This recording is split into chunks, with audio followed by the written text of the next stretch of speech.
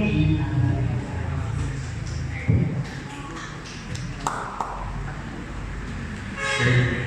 you, Juliana.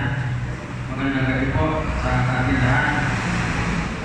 So, nandang mga ministerial part ng ating Bible study. At gaya po ng ating nakakabalikan, meron po tayong mga tao na pupunta din sa harapan para sila po ang magiging resource person natin sa gabi ito. At ang ating pong mga tatalakayin ngayon, siyempre, yung context po ng ating pagbasa. Ang ating pong Ebanghelyo sa linggo ay galing kay San Lucas, chapter 6, verse 17, then lumundag sa 20 to 26. So, context po ng kahulugan, ano ang tema ng ating pong Ebanghelyo, yung po ibibigay sa atin ni Mama Maria po. Ati, yung po yung Jess. Kaya kasi natin Mama Maria po, nasanay na ako sa pagkakasisi. And then, Bible trivia din. Bible trivia ay mag-introduce si Kuya Manny ng dalawang salita. Isa po galing sa New Testament at ito po yung Greek word, saka isa po yung mula sa Old Testament na Hebrew word yun po. At anong kaugnayan dito noon, dalawang yan sa ating Ebanghelyo at sa ating pananampalataya, si Kuya Manny sa Bible Trivia. Okay, sa Catecism part, si Catecism naman ay i-discuss po niya yung tatlong apparition po ng ating Our Lady po. At ano po yung mga babala doon o mga mensahe na binigay na sa mga tao. Yung po yung apparition natin, mga warning po or mga babala o paalala mula sa mga apparition. Ito po ay si Ate Jess. Okay, so lastly po, ang ibigay po na reflection sa ating mga pag-usapan. Ano po? Ay Ate Red. So, kumpusahan ko na.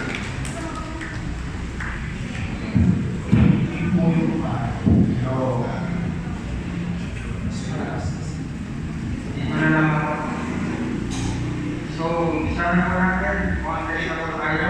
Si Kuya Jesse po ang magbibigay ang balik sila po ng ating pagbasa ay ang mga pinagpala at ang mga nakakawag-habagan po. Yung po yung pangagawin pong Ebanghelyo para sa darating ngayon po. Pagiliwan po ni Kuya Jesse yung mga pinagpala. Magandang gabi po sa ating lahat. Bago po ako sa Wikipedia. Kayo na. Okay, sa context ako. Pero dito context. Hindi po ay today. No.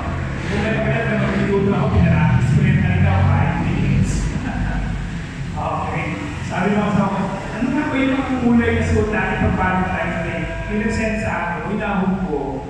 Okay, sino mga naka-gray? Ayan, kasi Ate Tim. Pag daw gray, ano yung sabihin nun? Anong nire-reflect ng gray? Maraming kaibigan, pero walang kaibigan. Okay, white. White. So, yung white. Namuti na ang mata kakahintay. Okay, polka dots. Ano yung polka dots ka? Okay. Pinaikot-ikot, binilog-bilog. Stripes. May stripes. Squipilo. Sabi dito, sa hinapahaba ng paghihintay, naghihintay pa rin. Flora, may mga flora? Dati. Blooming lang, pero walang jowa. Kuha ko dito. Ito. Red. O, sino mga katiman? Sabi dun sa red, okay. in a romantic and happy relationship. With the Lord. With the Lord. Blue! Sino mo na blue? Naka-black talaga ako. Yung mga blue lang na chatong ka. Nakalagay dito, nung iniwan, lalong naging matatag. Pwede. Ganun yung iniwan na wala nang iniwan sa akin. Okay. Green, sino daw yung green? Mahal ko, pero mahal niya ang iba. Okay, orange. Ito si Rhoda to eh. Secretly in love with someone. Wala si Rhoda. Black, ito. Sino mo na black? Hindi ko sa black. Sabi ko sa black, single but happy. Purple, it's complicated. Wala ka purple. Pink, sweet, kaya laging umaasa. And yellow, kasi moving on. Yes, ito. Tandaan yung kulay niya. 10 minutes na, 10 minutes. Ay, sorry. Okay, ang napapigil ko sa aking topic ay konteksto. Ang konteksto po natin ay sinasabi yung pagsasapasa ay beatitude. Kung sinabi yung beatitude, dito po ay sinasabi sa Tagalog na pagpapala. Ano po? Sa Ebanghelyo, may dalawang pangyayari sa Bible na kung saan halos pareho yung konteksto o yung pangyayari. Yung kay San Mateo, hindi nyo makikita, 5, 3-10, ay 8 yung beatitude. Ito ay naganap na sermon sa bundok. Sa bundok, iluro ni Jesus, yung 8 beatitude. Kay San Lucas, which is ito yung Ebanghelyo natin ngayon, sa Lucas 6:22, 22-22, ay 4 lang ang binanggit na pagpapala o beatitude. At ito naman po ay naganap sa kapatagan. No, magkaiba. Kay Mateo sa bundok, kay San Lucas ay sa kapatagan. Ano yung beatitude ni San Mateo? Ito ay nakatuon sa mga espiritual na katangian tulad ng mahirap sa espiritu at dalisay sa puso. Kung titingnan natin yung 8 beatitude ni San Mateo is more on spiritual. Yung binabanggit, yung dinidiscuss doon. Ang beatitude ni Lucas ay nakatuong higit sa mga kalagayang panlipunan tulad ng mga simpleng mga lukha. Kung mapapansin po niyo, di ba? Mapalad ang mga lukha, mapalad ang nagugutom, mapalad ang humihiya, mapalad ang mga tamang nagtuturo. It's more on yung mga nangyayari sa buhay natin. Kaya nga, kalagayang panlipunan, which is yung kay Mateo is more on spiritual aspect. Ano po? Next slide. Ang mga beatitude ay natatangi kay Mateo ay maamo. Yung po yung mga katangian ng beatitude ng pagpapala mula kay San Mateo. Ang mawain, ang dalisay ng puso, ang mga tagapamayapa, habang ang 4 na may katulad kay San Lucas, ngunit sinusundan ka agad ng 4 na kaabahan. Kung mapapansin po ninyo, kay San Mateo 8, kay San Lucas 4. Pero, di ba kung mapapansin nyo doon sa Ebanghelyo, yung kaabahan, yung mayaman, yung nagagalang, yung laging busog, sabi ko, ano pa kung mayaman ako? Hindi na papapasalain. Hindi, explain nyo na kasama natin kung paano natin ginagamit yung kayamanan natin. Baka tayo ay nakaset na lang sa kayamanan, pero sabi niya, nag-crafty, dapat yung kayamanan, hindi masamang maging mayaman, pero dapat yung kayamanan mo ay ginagamit mo to glorify God para makatulong sa mga tao. Ano po? Kaya nga sinasabi na kung yung 8 kay San Mateo ay tungkol sa mapapalad, kay San Lucas 4, pero may kasunod tungkol sa kaabahan. Sa mayaman, sa nagugutom, sa busog, no? Yan po yung nabanggit naman. Ang terminong dukha sa espiritu ay natatangi kay Mateo. Bagamat magkatulad ng tema, ang pagpapakilala, ang palilalang kaawa-awa sa espiritu ay nagbibigay ng espiritual sa mga dukha sa kanilang kalagayan. Ibig sabihin yung sabi natin, it's more on spiritual. Habang ang bersyon ni Lucas ay nakatuon sa kanilang aktwal na paghihirap, kahirapan, marginalization, at pagtanggi sa mga mahihirap na makikita sa wakas ng mga kapatiran. Yan po yung focus noong kay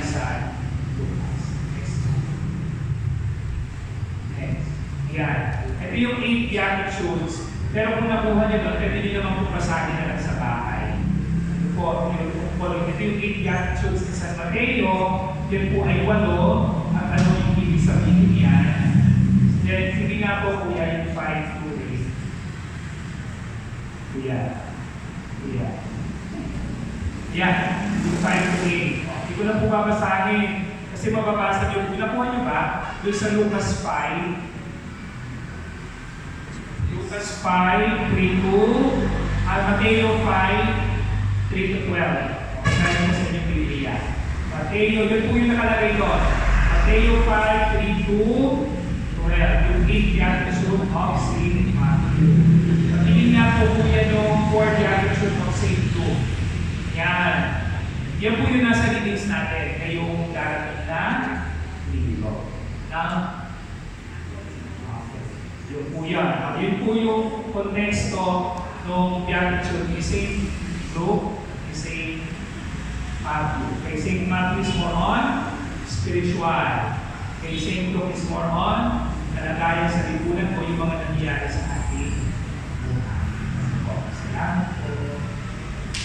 Kaya hindi na ako nakikita.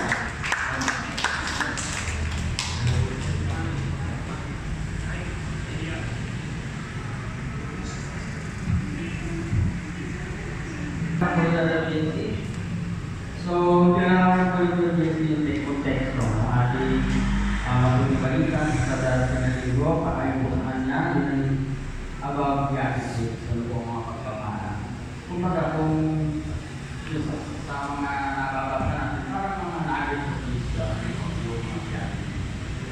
So, sa Biblia po, mayroon tayong beatitude na mula sa San Mateo na about ritual, at doon sa natukan ng Diyos po ng ating pag-ayaw ay pag-buhay natin sa practical na style ng ating buhay.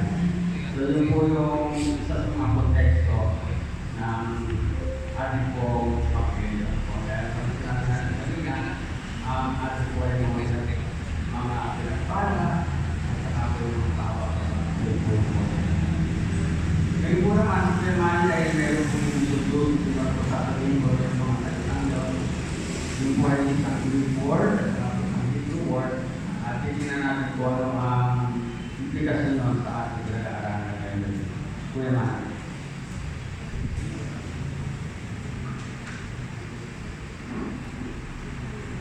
Okay, magandang gabi po sa inyo lahat.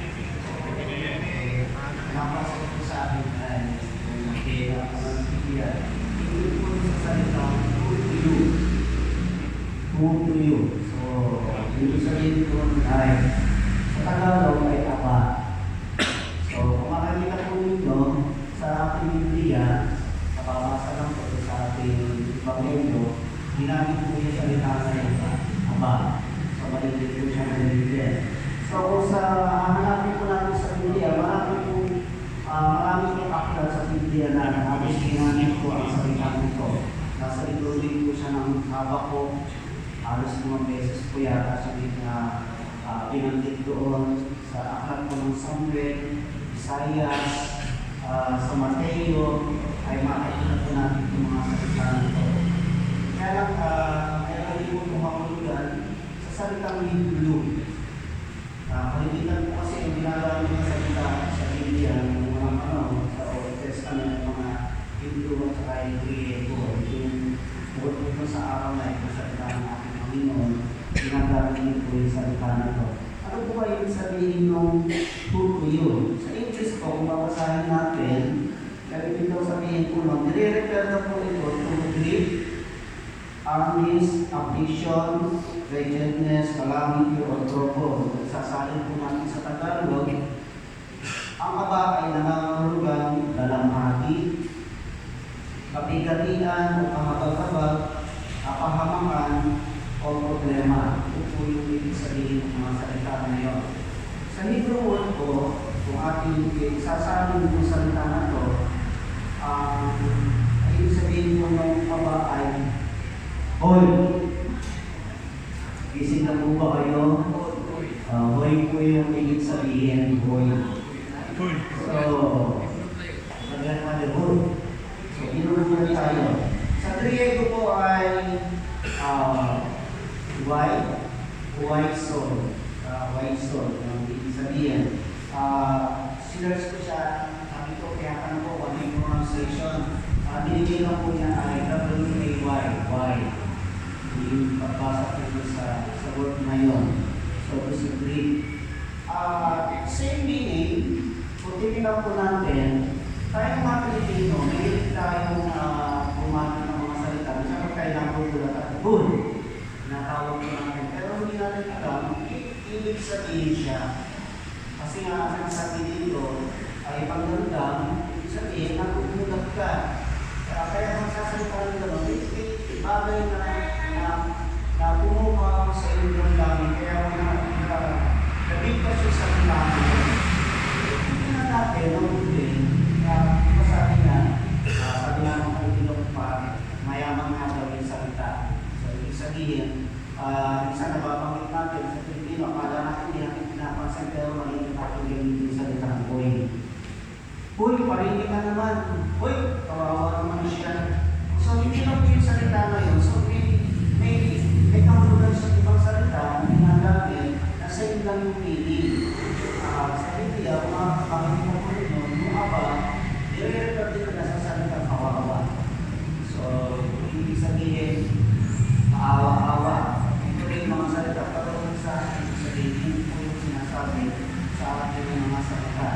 Kaya minsan, nagmumula tayo, sinasabi namin yung mga ganitong salita, nakakabila tayo, pero wala ay malalim na kakahulugan sa atin. Kaya na, gagamitin ng boy ay medyo nananamigil po ngayon. Kasi, pinabalo natin, pero may maraming para siya. Kasi sinasabi na dito, ito ay kahulugan ng pagkakalamaki, pakighatian sa ating mga binabasa sa Biblia. Kung tingnan po natin, hindi lang po siya sa isang libro nakasulat, mga pamabasa. Sa Pumasa ng Panginoon, makikita niyo po siya sa libro ng Habakkuk. Sa Oseas, mga Tuwa, sa Panyas, sa Roma, sa Hope, ay ganun din po yung na mababasa din po natin yung mga salita na ito doon.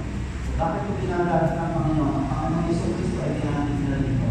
Mapalad ang mga aba. Diba? Yung grade para sa atin na mapalad ang mga aba. Ay ibig sabihin, yung nagdadala natin sa puso ng bawat isa na dapat natin bigyan ng pagkukulan ng pansin. So, yun na ako. Maraming salamat.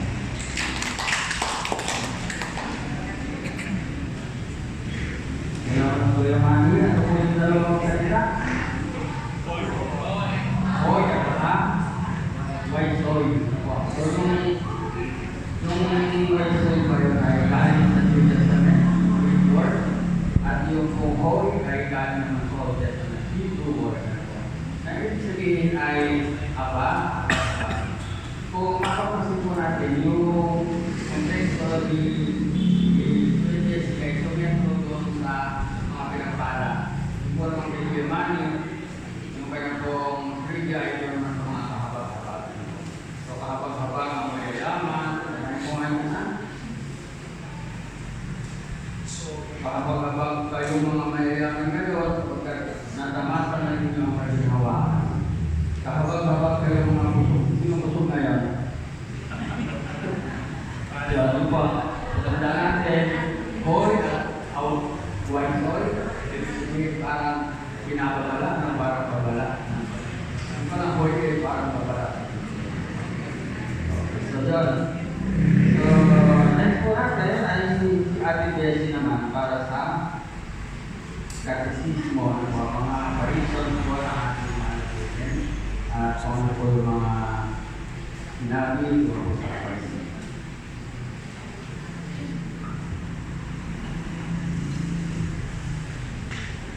Magandang gabi po sa lahat. Ako po yung nakapag-star ng gabi dito. Okay.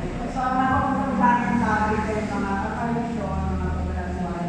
Alam na po natin, pagka may bagyo, sino nagbababala sa atin? Nagdarating ng bagyo? At pag-asa. Okay,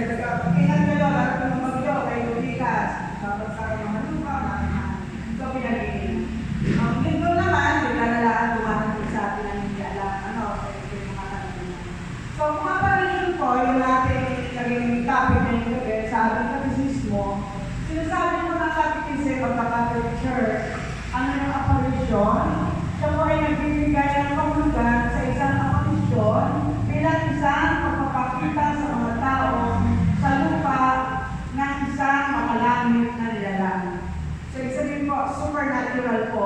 Mayroong mga makalanap na pagpapakita. May nangyayari na, ba, ipakita ang anghel, naliwanag ang buwan, naliwanag ang araw.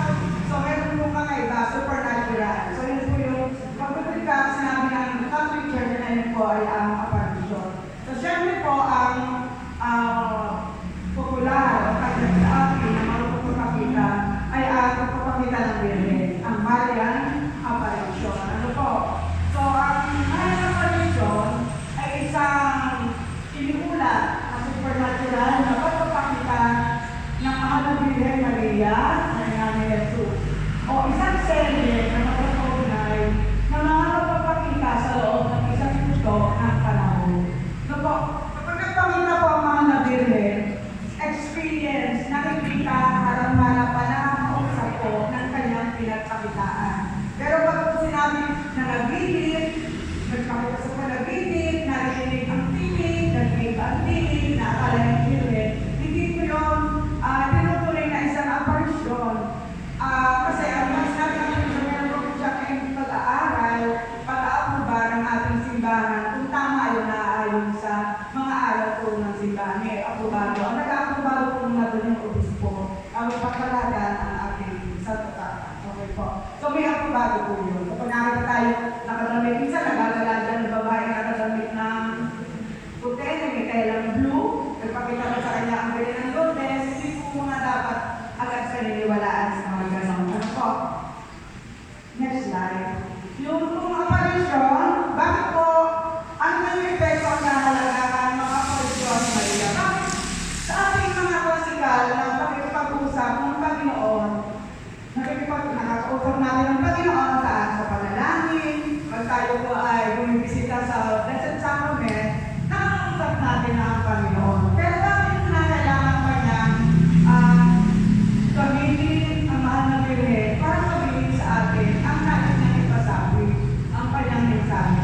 So kalimitan po, kaya po ng apparition, sinasabi, lumilitaw ang apparition, dapat ang apparition sa mga oras na malaking palit sila,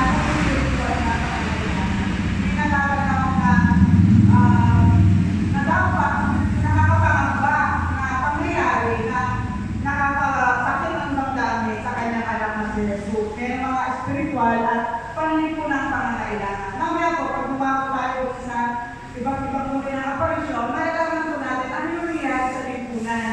Kung bakit ginamit ng Panginoon, ipasabi sa kanyang ina, ang dapat sabihin. Ano po? So, ang mga ito, yung apparition, ay nagsisilbing mga pangyayari simbolo ng pag-asa. So, mayroong mga babala, may pinasasabi, binibigyan tayo ng pag-asa, hindi dapat pagkatakot, hindi pag-asa. Pagmubay, ano yung dapat gawin. At meron tayong katiyakan, meron tayong kasiguran, na meron tayong nakakamit na pagpapala. So, yun po. So, ito rin po mga apparition, ay nagpapaalala na nag-aalok ng isang natatanging lens kung saan nakikita ang pananampalataya, banal na pag-iugnayan at papel ni Maria sa espiritual na buhay ng simbahan. So makikita po natin sa ating mga santo, lalo sa Antolio de Padua, iba po natin mga santo, mga banal, sila po ay namuhay kasi po yung apparition ay bahagi ng ating tradisyon na pananampalataya kasi sa the Bible and the tradition.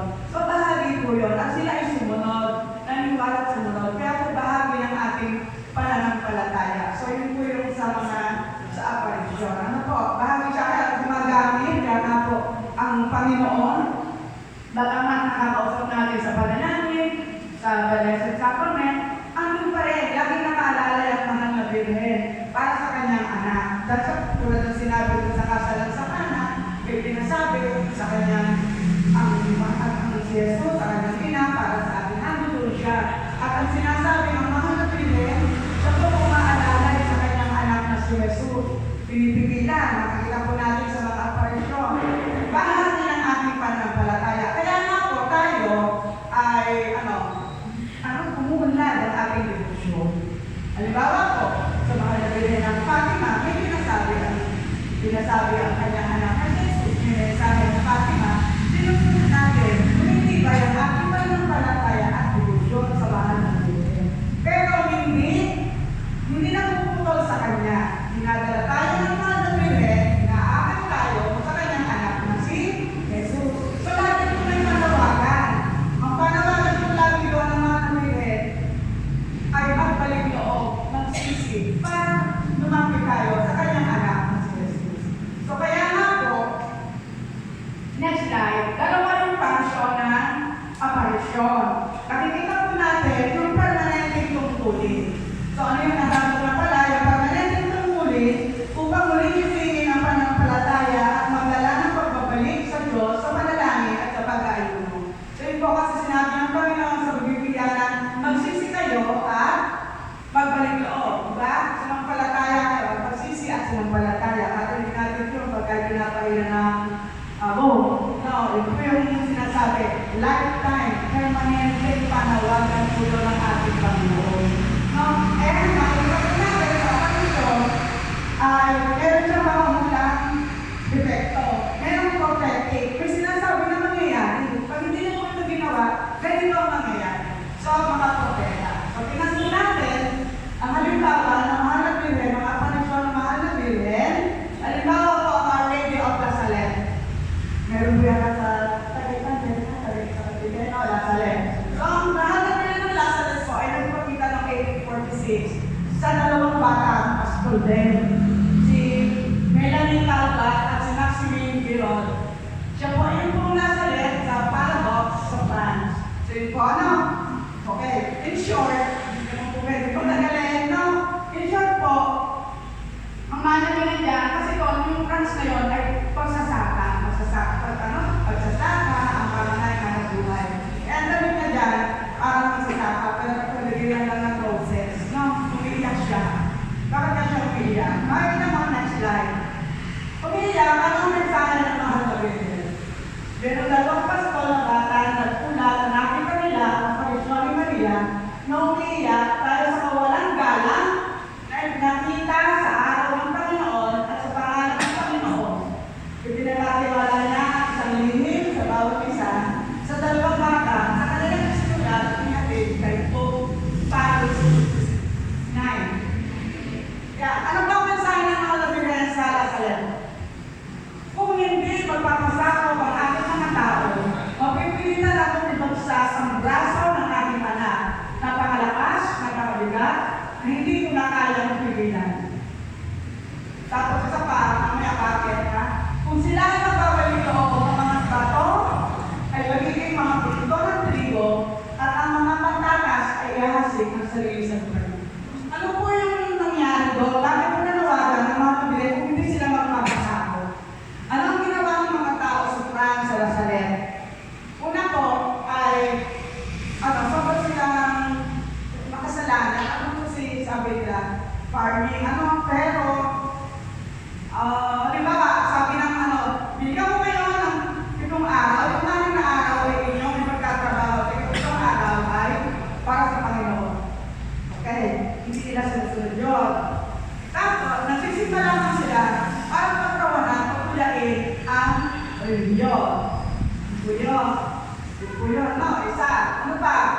Pag panahon ng Kwaresma, sila ay pupunta sa palengke para mga aso. Di ba? Pag panahon ng Kwaresma, pag-impiritayin siya, pag-impiritayin. Pero punta sila sa palengke para may kami na para mga aso. So, gano'n. Sabi ng mga Birhen, kung hindi kayo magpapasako, hindi pa rin ang mga panahon, mabubulo, wala kayo na palengke. Ano nangyari? Nagkaroon ng matinding tagutom. At sa pagtingis nila, ginamit siya ng matinding tagutom, magkaroon ng lindol, yung mga batang hawak na may hawak ng mga bata, biglang lumindol, namatay doon. Yun yung nangyari. Tapos, sila, nagmumura. At ang nagmumura, hindi nila ginagamit yung pangalan ng Panginoon. Yung mga kariton, kasi nga yung mga farming, sa kariton, ang pangalan ng Panginoon, lagi pinakasangkapan sa pagmumura. Yun. So, sabi ng mga Birhen, mabigat na sa braso. Kaya pinasobra na nakasakit sa kanyang anak sa braso, bakagsak na, tumunin na. Pero siya lamang na nagdadasal at pumipigil sa kanyang anak. Ngayon, kung kayo nagbabalik loob, ang mga bato ay nagiging mga tawarin. Patatas. Kaya katanin sila sa sarili lupain. Hindi pagkakato. So yun po nangyari sa Pilipinas na sa France. Pero agad na ako yun. Okay, another one.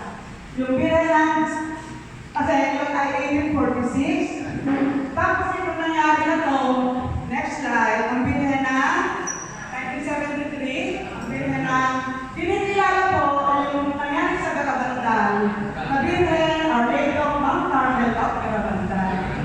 Ito ay nangyari sa Spain.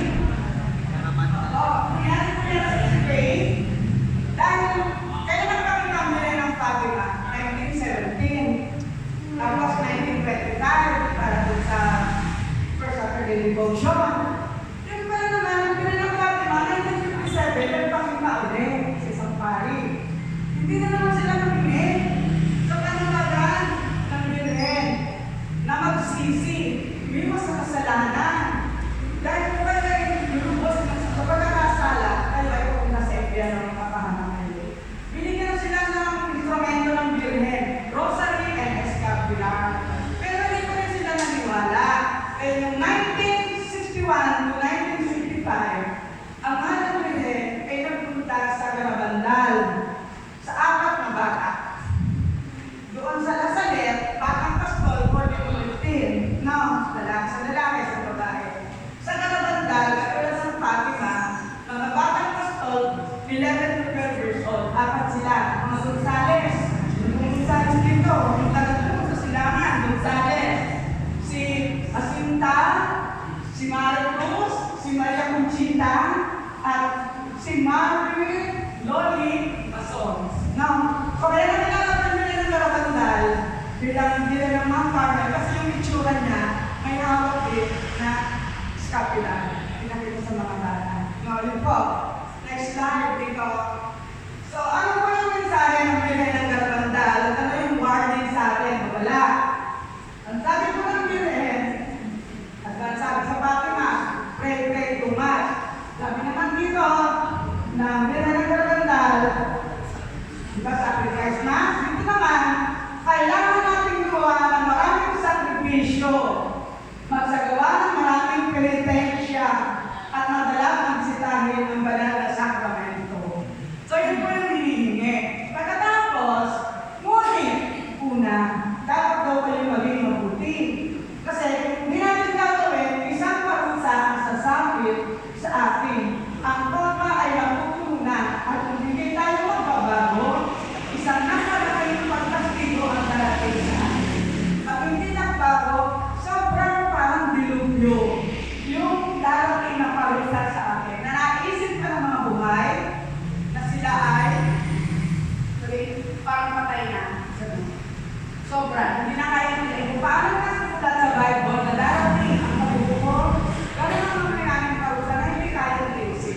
Pero, yan. Ikalawang mensahe ng Fatima, kaya ng Garabandal, na binibigyan niya ng pansin ang pagpapahalaga sa kaparihan, sa mga pari, sa obispo. Dahil sila ang nag-aakay, sila ang pagpapapanal, pagpapanalan, diba? Ay sila yung nag-aakay sa mga tao. Pero kung sila yung mga walang kasalanan, maraming ang kaluluwa ang mapapahanan. So yun po yung nangyari sa Garabandal. Pero ano ba? Bukod sa Garabandal, bago pa nangyari yung sa mangyari sa Garabandal, at yun, may mensahe, may sala, at may parusa. Makikita nakita sa Spain yung, diba, pinaalala ko pa kasi yung nangyari sa Garabandal ay, ito ko na, himala. Bago magkaroon ng parusa, pinakita muna yung himala. Yung pinababala, isang araw, titigil ang mundo. Titigil ang ikot ng mundo. Ipinakita doon, ano ang magiging itsura ng inyong spiritual. Spiritual na kalagayan. Dahil sa kasalanan ng tao, hindi siya makikita nila ang kalagayan ng spiritual ng tao. Bago yung parusa, pinakita nila yun kung ano nangyari. Tinuruan sila ng paraan paano sila magtutugid ng buhay. Po. Ngayon, yung himala na nakita ng buong Garabandal at ay publish, yung mga babae, yung mga seer, ay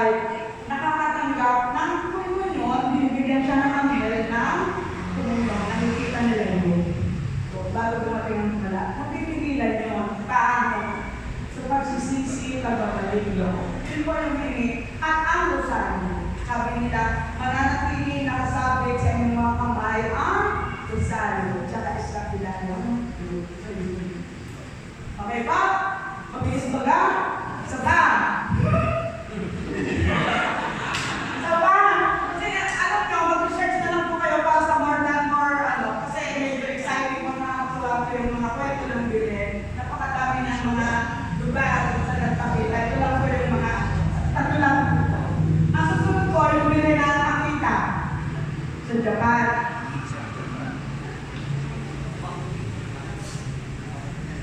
Yung artist ko pakita, nagsimula po siya noong 1973, tumagal hanggang 1979. Nangyari po sa Yusawa dahil Africa, Japan. Ang singer po dito ay si Sister Agnes at Suko sa Sagawa. So po yan, nakita niyo po ngayon ng handmaids of the Holy Eucharist, yun yung monasteryo. Kasi si Sister Agnes at Suko sa Sagawa, siya po ay servant of the Holy Eucharist. Kaya nagdadasal siya sa banal na sakramento. Habang siya nagdadasal, nagliwanag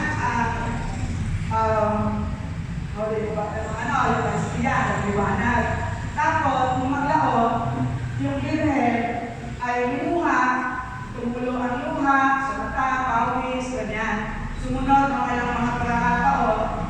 Tapos, si Sister Agnes, tumanggap ng yung kanyang kamay, meron po sobrang sakit. Yung tumarang sugat, no? Sa kanyang kamay, sa kanyang dahil nalulog sa kanyang Panginoon, pinalituran niyang lahat sa pagsunod sa kanya. Sabi ko, anak, itubugay ka sa anak. Sabi gano'n, ng mga kabirhen. Pero binigay niya, tinuruan ang mga kabirhen. Ano ba? Nico, ano ba yung nangyari sa kita? Ang arnito pakita ay nagpabala sa mundo laban sa isang buhay na nagwalay sa Diyos at kung anong pinsala ang maaaring gawin sa loob ng simbahan. Gayunman, kahit isa na sa pamamagitan ng isang malaking krisis ng pananampalataya, panalangin, penitensya at pagtitiwala ang pamiligtas sa isang katauhan. Namatay ang pala sa Agnes last year, August 15, 2024, at the age of 93. Yan po, pupulo ang mga tulo, bunga, pawis, ulit-ulit, 101 na bilang ng pawis, pagbiyak, at bunga ang mga nabili.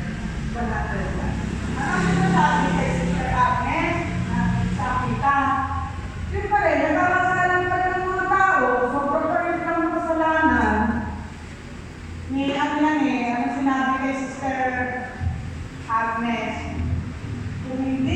kung ang mga tao ay hindi magsisisi at pagbutingin ang kanilang sarili, ang Ama ay magpapataw ng isang pamilabot na parusa sa lahat ng sangkatauhan. So, ganun pa rin po ang nangyayari. Lagi pong makasalanan ang mga tao kasi ang nangyari. Unang mensahe, ang 1973, unang mensahe, tinuruan ng mga nabilis, Sister Agnes, ng panalangin sa Eucharistia. Kasi yung mga tao, hindi nila kulang pa sila sa pagkilala o pagmamahal ang gano'n. Kapag sumunod na, na pagpapakita, sinabi ng mahal na bilhin, igalang ang mga, igalang ang mga pari, igalang ang mga obispo. Kasi nagkaroon kasi ng panganib ang simbahan. Sobrang dumadating ang demonyo, lumalakas ang demonyo, inaagaw niya ang mga tao palayo sa simbahan. Tapos yung mga pare, kanilang sinusubay, kanilang nilalapastahan. Kaya pa yung nangyari sa Birena. Kaya sobrang po ang pighati ng mahal na Birena doon. Umiiyak siya, umiiyakan niya doon. Kaya po ay good, sabi yan, good for 1960 na ba, pero habang naalala ni Agnes, biglang lumitaw na yun. Kasi panahon na para sabihin sa mga tao na sobra-sobra na yung kanilang ginagawa kasalanan sa kanyang anak na si Jesus. Yung kung nakakita ay magpapatuloy din na nangyari sa Fatima, ng panawagan ng Biblia ng Fatima. Kaya po yung mga aparisyon o yung mensahe ng Biblia is sinasabi natin, nakapanahon. Hindi lang po nangyari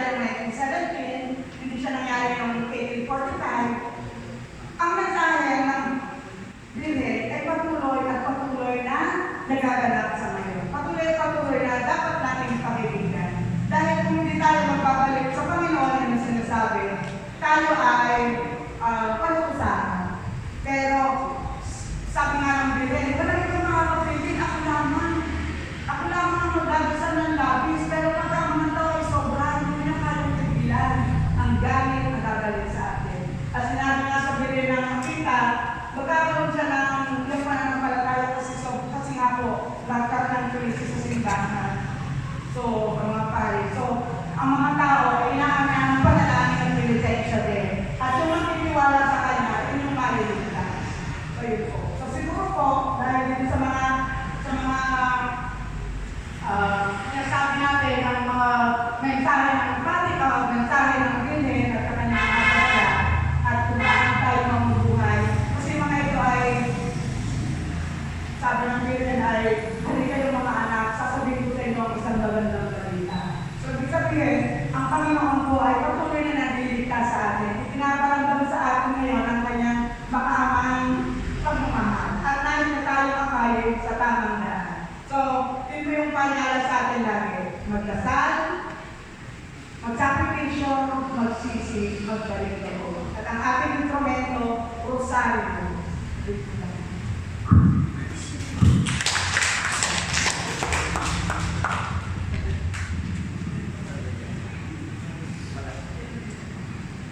Salamat Brother Lacey. Hindi ako nag-note eh.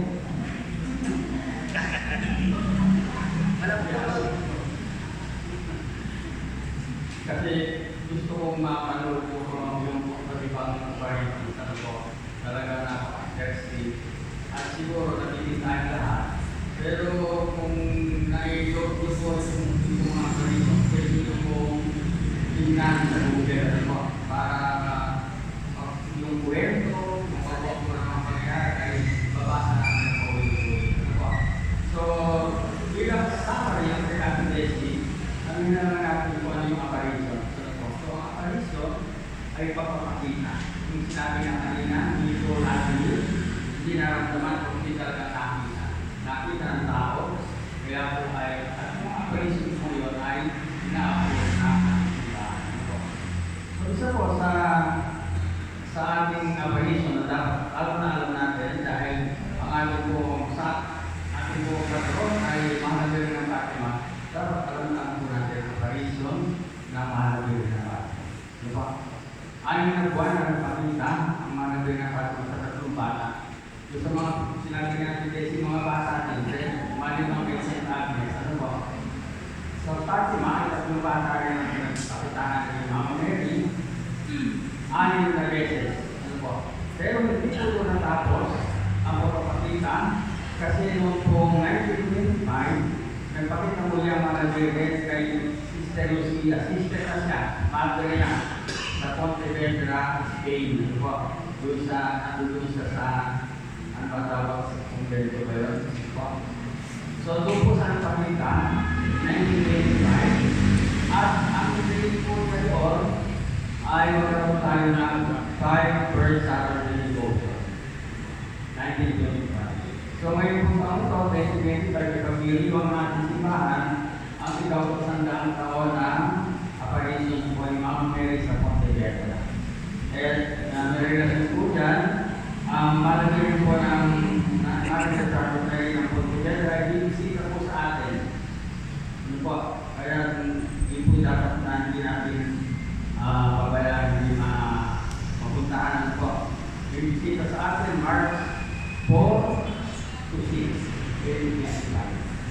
Preparation for sa isang taon ng Pontevedra. Hindi po malagay ng Pontevedra ay po ating hindi malagay ng Fatima pero meron po siyang kasamang anak.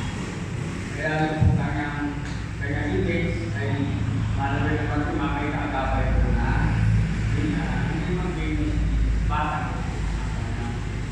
Importante, galing po nun sa Portugal at nililipot po sa buong Pilipinas. Sa paglipot po niya, pangaraw tayo, una po siyang pupunta sa Diocese of Limos, Binangayan, Cavite, at pangaraw po dito sa Diocese of Pampanga. So, mag-aral po tayo sa lisip tayo about apparition. Dahil marami po tayo matututuhan. Yung sinasabi mga haba-haba, ganun po, yun po ay in support po ng mga kapatid. Okay, so ngayon po bilang huling kapagsintaan, reflection mula kay Andre.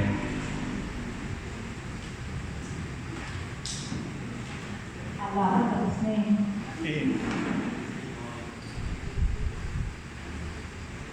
Tatay ko na ako kasi napakalit ko sa Diana Bebeni at Eve. Magandang gabi po sa ating lahat. Sa panahon ngayon, tumawag kasi niya, parang nakutang natin pulong-pulong ng nasa paligid, no?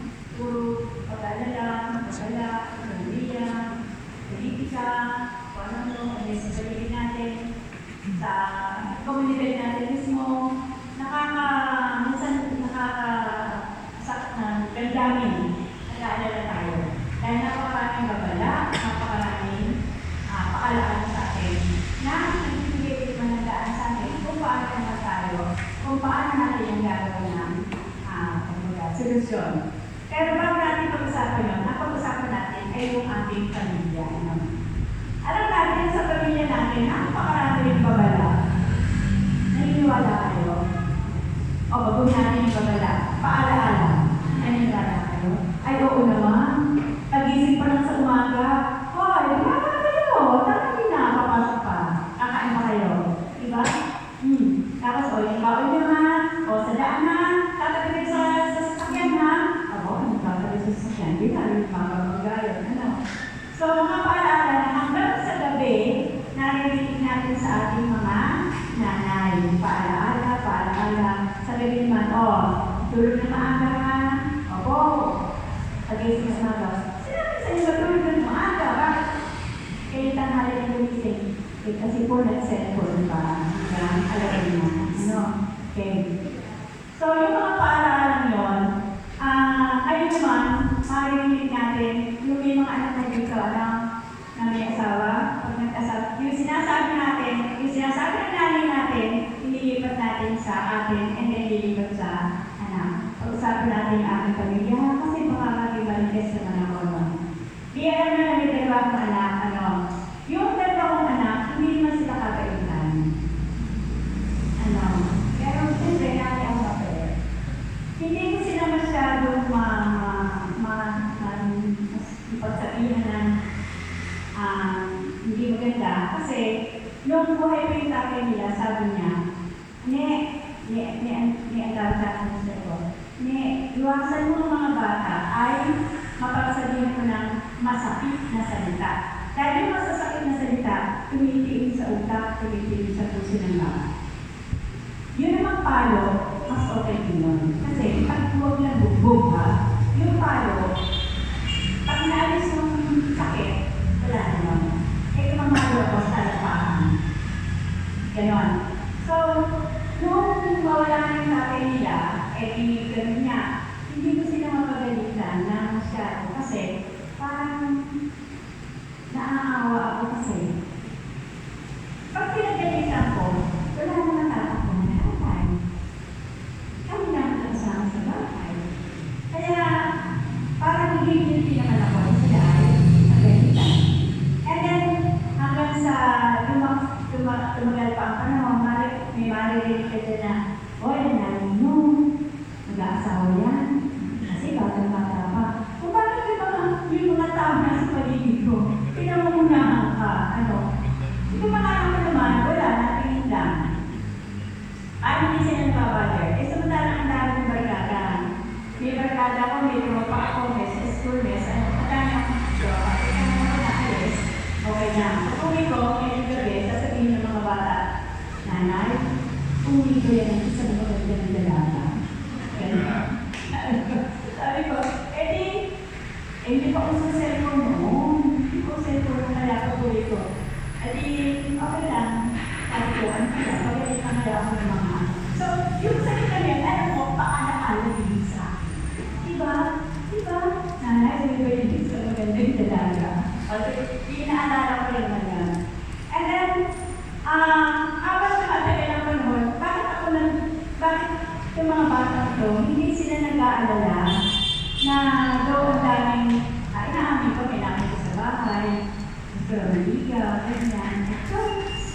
Maniwala ka sa kayo. No. Tapos, nakaranas pa ako yung sa requisita na, alin ko ba yung lalaki, ano? Kaya nga, sabi ng aking isang anak, ay, sige, sabi ko sa pagpili lang ng ako. Pero nakagaling ng pangko, ha? May kapilyahan din yung mga anak ko. Hanggang ngayon, pilya lang sa akin. Kaya hindi yung nanay ko, sabi ko sa ko, sabi ng nanay ko, anak, nakakabata ko pa, mag-asawa ka. Kasi ilang taon na ako, 31. Mag-asawa ka. Nakikita ako, tapos sabi niya, anak, ano lang, kung mag-asawa ka, tandaan mo. Pag nag-asawa ka, kukunin ko sa iyo ang dalawa mong anak. Ako na ako, natakot ako. Siyempre, yung dalawa kong anak, kukunin sa akin, ano?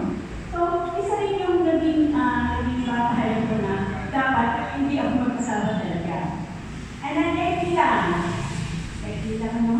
Lately lang, kasi nagtataka ako, dito may asawa ng mga anak ko, nagtataka ako, bakit hindi sila nababagay talaga kung bakit hindi ako nag-asawa. Yung isa kong anak si Kay, sabi niya, Nanay, alam mo, hindi ako natakot sa iyo mag-asawa ko. Bakit? Nalimutan mo na yata, nanay. Yung buong elementary ako, pag-uusap tayo. Sabi ko, anong sinabi sa'yo? Nag-promise ka sa akin. Anak, hindi ako mag-asawa. So, pinangahawakan niya yun. Na, kaya pala siya, napaka sa akin, napaka-libre sa akin na kung ano man ang gawin ko, hindi siya nangamba. Na, sabi ko naman, kung nag-asawa kaya ako, ano ba yung gagawin ng mga ito? Eh, hindi rin naman ako natakot yung mag-asawa kasi naanyaan na natatakot kasi noong nakapuri yung mister ko, alam mo lahat mga madami mga paalala na natanda na, di ba? O dito ka uupo ha, kasi mga mag-asawa ka pa ako. Eh, ang bata-bata ko pa kami uupo sa aking tanda. Pagkatapos, meron lang isang matanda ron, nilapitan ako. Niyakap ako, halika, ito bakit ko. Tapos pinatamay na ako doon, sabihin mo sa kanya, sabihin mo, dahil ang puso mo, dahil ang pagmamahal mo, para hindi ka nagsasawa. Hindi ko alam kung napawayo na gano'n. No? Pero ako naman, talaga nag-kurita at ano, sinabi ko nga.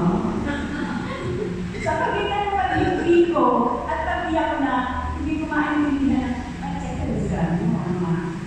Eh talaga sinabi ko na, dahil mo ang puso ko. Kaya siguro, hindi nga rin ako natuto magmahal. Talagang isa lang ang minahal ko. Hindi ko lang alam kuya Pulo kung may minahal na iba yung isa. Pero okay lang, walang problema. Kasi, dalawa kami nang mahal sa kanya mag-sakali. Hindi rin ako nag-alala kasi, nung oras na siya ay naandun, walang dumating. Walang dumating. Okay. So, yung talagang mga babala, mga paalaala, yun ay napakahalaga sa bawat isa sa atin. Dahil ang mga paalaala yan ang mag-guide sa buhay natin kung paano ang tamang landas ng buhay. Pero, kung sakali at nabigo tayo sa gusto natin mangyari sa ating mga anak, ika ay lumampas na, o tayo si Medyo, huwag rin tayo gagawin. Kasi, hindi tayo ang direktor ng buhay ng ating mga anak. Andyan si Jesus, andyan ang ano, at napakatapang, napakabasik ng kapaligiran natin. Sa totoo lang, tayo ng kapaligiran natin sa atin. Kaya ang tanang ano natin, patuloy na paalalahanan hanggang sa ngayon yung mga anak ko, may asawa namin na pinapaalalahanan ko pa rin. Pero, sabi nga, hindi tayo ang may hawak ng buhay ng ating mga anak. Sila ay meron natin. Pero, patuloy natin sila i-guide kahit tayo ay ganang kontrabida sa buhay ng ating mga anak. Magandang tabi ko sa atin.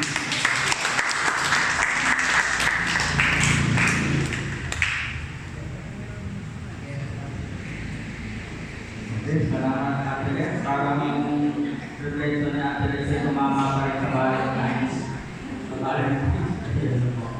Okay, so hindi po natin